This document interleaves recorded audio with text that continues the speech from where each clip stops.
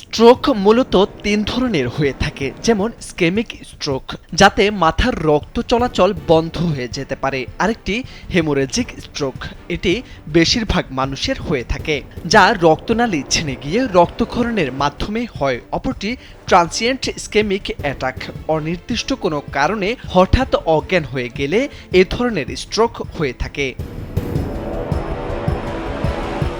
এর মধ্যে মস্তিষ্কের রক্তনালী বন্ধ হয়ে কিংবা ছিঁড়ে গিয়ে যে স্ট্রোক হয়, তার প্রভাব কতটা দীর্ঘমেয়াদী হবে বা স্বল্পমেয়াদী হবে তা নির্ভর করে মাথার ঠিক কোন অংশে স্ট্রোকটি হয়েছে তার উপর। ইডেন বে কক্সবাজার সমুদ্র সৈকতের উপর নিজেদের একটি ঠিকানা।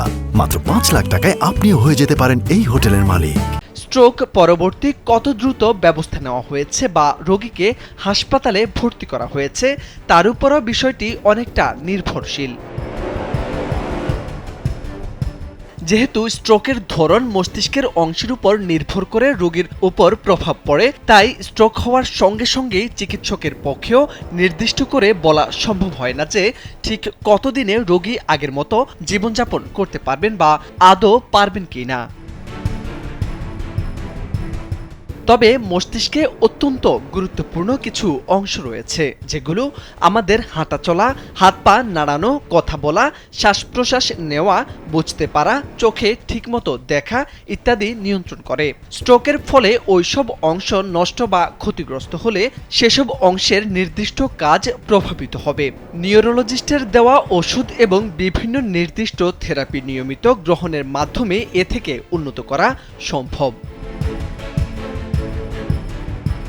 রক্তনালী ছিঁড়ে যাওয়ার ফলে যে হেমোরেজিক স্ট্রোক হয়, এর প্রথম কারণই হচ্ছে হাইপারটেনশন এবং অনিয়মিত প্রেসারের ওষুধের প্রভাব। মস্তিষ্কের অংশ এবং আরও কয়েকটি বিষয়ের উপর ভিত্তি করে নির্দিষ্ট করা হয়ে থাকে রোগী অপারেশনের প্রয়োজন আছে কিনা।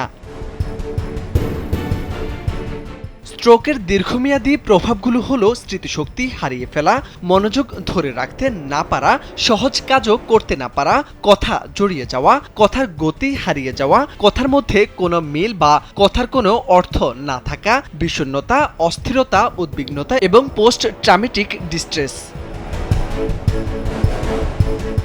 এসব অসুস্থতার জন্য ওষুধের সঙ্গে আরও যা যা প্রয়োজন, physiotherapy, speech therapy, occupational therapy এবং সাইকোথেরাপি। স্ট্রোক পরবর্তী উন্নতিগুলো সাধারণত খুবই ধীরগতিতে হয়, তাই কোনোভাবেই তাড়াতাড়ি সেরে যাবে এমন ভাবনার প্রয়োজন নেই। সেই সঙ্গে রোগীকে সর্বোচ্চ মানসিক সাপোর্ট দেওয়ারও নিশ্চিত করা প্রয়োজন বলে মনে করেন চিকিৎসকরা। মোরশেদ আলম, কালবেলা।